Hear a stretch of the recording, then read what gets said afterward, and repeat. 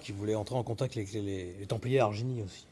Oui, mais Jacques Brailleur, c'était quelqu'un qui pratiquait, on va dire, C'était lié à la magie, le satanisme. C'était quand même un sacré loustique. Lui et ses camarades, c'est quand même des sacrés loustiques.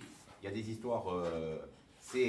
Jacques Brailleur, c'est la grande époque du Prieuré de Sion, c'est la grande époque de Robert Laffont, c'est la grande époque d'Alain Lefebvre, c'est la grande époque des grandes collections ésotériques, c'est la grande époque de Robert Ambelin, d'un tas de gens, ce serait trop long à les citer, qui grenouillaient, on va dire, depuis les Atlantes jusqu'aux Templiers en passant par les Celtes, l'occultisme, les Rose-Croix. C'était les Rose-Croix. Enfin, il y avait beaucoup de monde avec beaucoup de choses. La Massénie du Saint Graal aussi. Ouais. Par contre, ce qui est très intéressant, c'est que la deuxième moitié des années 60 concentre énormément de productions littéraires, occultes, ésotériques, à différents niveaux, de différentes obédiences, de différents courants. Et là-dedans, sort bizarrement l'affaire de Rennes-le-Château. Voilà. Jacques de la Personne avait cherché aussi, dans les années 70, oui. à Rennes-le-Château. Oui, mais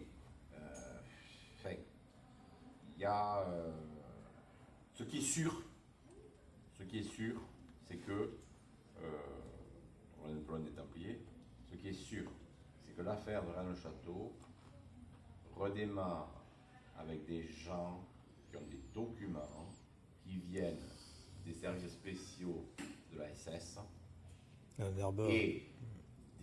et du gouvernement de Vichy, puisque travaillent ensemble, d'accord, sur les opérations qui ont été menées sur Montségur avec le bataillon 500, qui ont été menées dans la région de Rennes-le-Château, sur l'entraînement du bataillon 500 à Lézignan, avec toutes les recherches faites sur et Autoran. D'accord, sur les résistants qui ont voulu allumer un convoi allemand qui ne remontait pas de Perpignan mais qui descendait de Montauban, d'accord, et c'était pas des soldats ukrainiens, c'était des SS parfaitement entraînés, d'accord, qui ont plié les résistants et qui ont tué le chef de groupe qui était un Américain. Américain. Pour les autres, il est américain. Voilà. Donc après ça a fait l'affaire de Rennes-le-Château. En plus, c'est vachement rigolo. Parce que l'un des premiers écrivains sur l'affaire, c'est un ancien résistant qui va prendre ses sources chez l'ennemi qu'il a combattu. C'est juste fabuleux. Quoi. Enfin, en plus, il était trotskiste. C'est juste fabuleux. Voilà. Antonin Gadal aussi. Hein, Antonin Gadal. Oui, mais bon. Et la marquise de. Comment elle s'appelle? La comtesse de Pujol-Murat. Voilà, Pujol-Murat et toute la bande, là, enfin, tous les joyeux charlots sur le catharisme, y compris le dernier Déodat Rocher, qui n'en avait que faire du catharisme, mais qui était bien là pour chercher. Le problème de Déodat Rocher, c'était l'affaire de Rennes-le-Château, avant qu'elle existe en 67. Hein. L'unique problème de Déodat Rocher, c'était l'affaire de Rennes-le-Château. Le catharisme, c'était, on va dire, une passion intellectuelle. Hein. Son truc, c'était, c'est ici.